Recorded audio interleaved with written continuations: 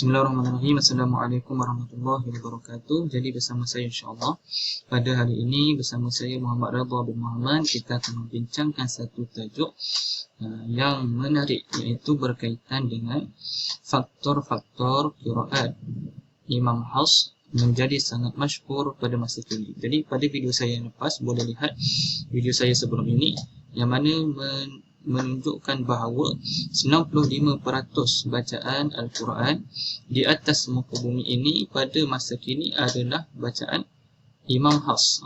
Bacaan yang diamalkan adalah bacaan Imam Hafs, majoriti, iaitu sebanyak 95%. Jadi mengapa? Setelah saya kaji dan juga saya ambil petikan-petikan daripada bahan-bahan ilmiah, maka dapat kita simpulkan, saya simpulkan kepada 5 poin-poin penting.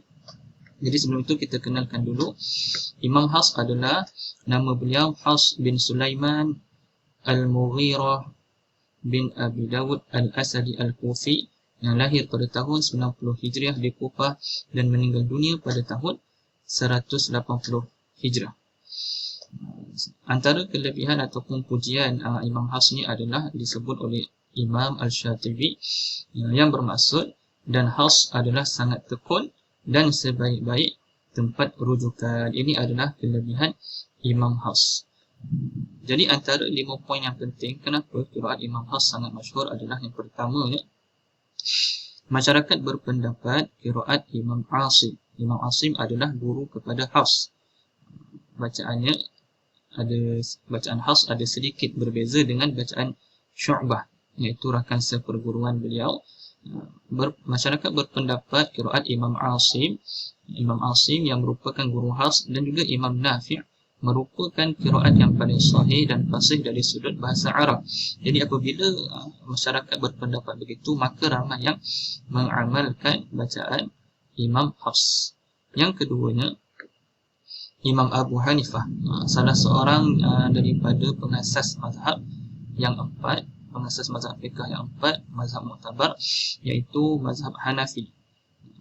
Imam Abu Hanifah pakai qiraat Imam Asim. Imam Asim ni siapa tadi? Merupakan guru kepada Hafs. Jadi mereka, iaitu Imam Abu Hanifah dan juga Imam Asim ini hidup sezaman.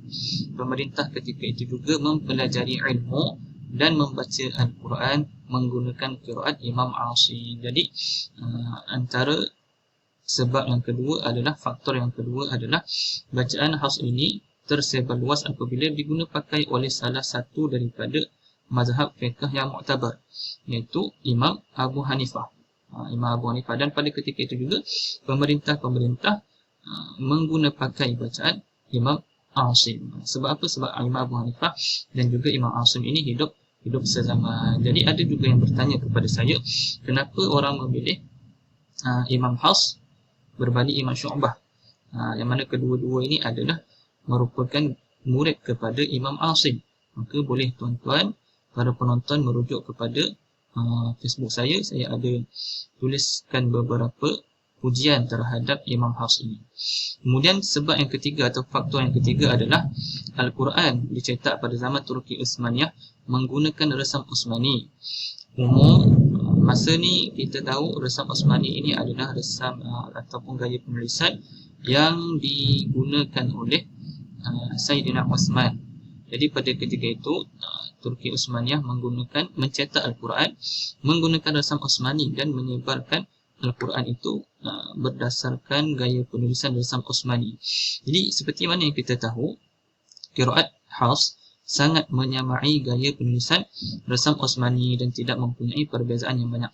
Jadi apabila kita membaca qiraat Hafs, kita lihat menyamai gaya penulisan resam Uthmani, maka memudahkan kepada kita untuk membaca Al-Quran resam Uthmani. Al-Quran resam Uthmani. Jadi manusia ni yang suka kepada yang mudah-mudah, maka mereka mengikut bacaan Imam Hafs kerana tidak jauh berbeza dengan gaya penulisan resam Uthmani. Yang keempat, Imam Hafs mengajar di tempat-tempat tumpuan yang merupakan pusat ilmu, iaitu di Baghdad, di Kufah dan di Mekah, sekaligus menjadikan beliau mukri'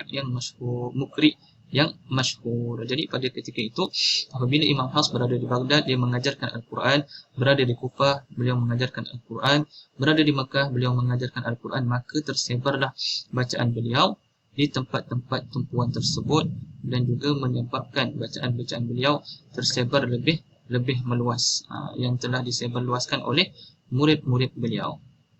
Kemudian yang kelima, yang terakhir berjaya saya jumpa adalah rakaman Al-Quran 30 juzuk pertama kali dilakukan adalah dengan menggunakan qiraat Hafs. Oleh siapa?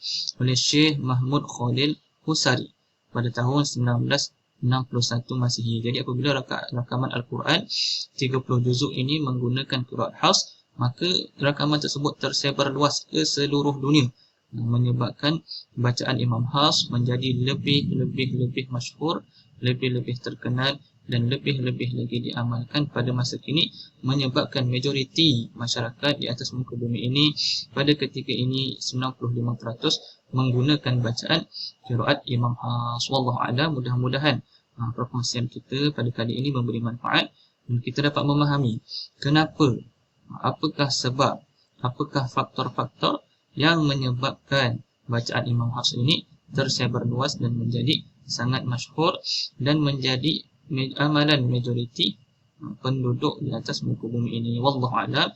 Assalamualaikum warahmatullahi wabarakatuh.